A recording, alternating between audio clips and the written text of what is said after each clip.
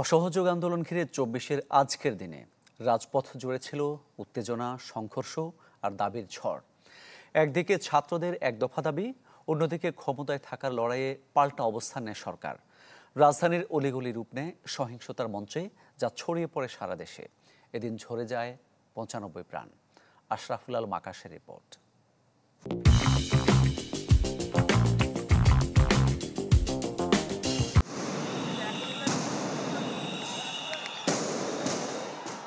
সেদিন অগ্নিগর্ভ হয়ে উঠেছিল ঢাকা। সাউন্ড গ্রেনেড আর গুলির বিকট শব্দে শহর জুড়ে আতঙ্ক। জুলাইয়ের শেষ ২ সপ্তাহে হাসিনা সরকার হাজারো প্রাণ ঝরালে দেয়ালে পিঠ ঠেকে যায় ছাত্র জনতার।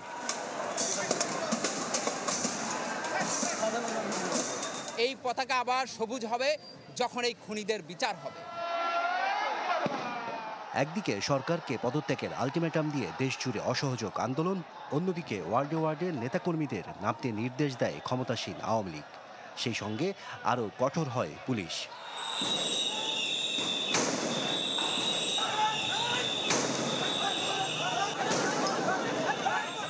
সন্ত্রাস ও নৈরাজ্য সৃষ্টিকারীদের আস্ফালন আমরা সহ্য করব না।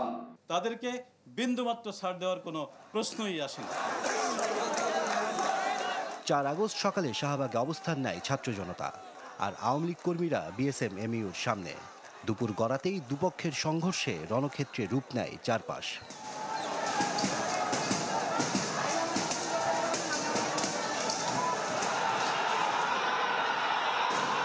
সংঘর্ষ ছড়িয়ে পড়ে মিরপুর, যাত্রাবাড়ি, শনিরাকড়া সহ রাজধানীর বিভিন্ন এলাকায়। বন্ধ করে দেওয়া হয় ঢাকা-চট্টগ্রাম মহাসড়ক। চলতে থাকে ত্রিমুখী সংঘর্ষ।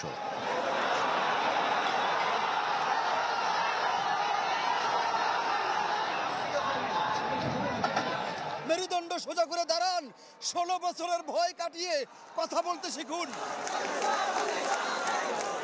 গোটা প্রগতি সরণি দখলে নেয় বেসরকারি বিশ্ববিদ্যালয়ের শিক্ষার্থীরা।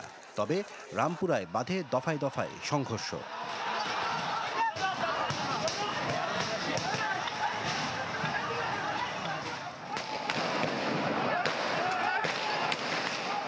এক দফার উত্তাপ ছড়িয়ে পড়ে সারা দেশে।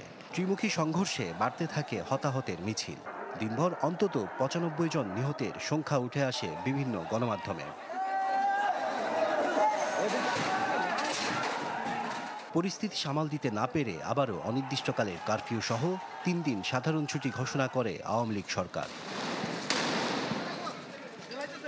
আশরাফুল আলম আকাশ, চ্যানেল 24, ঢাকা।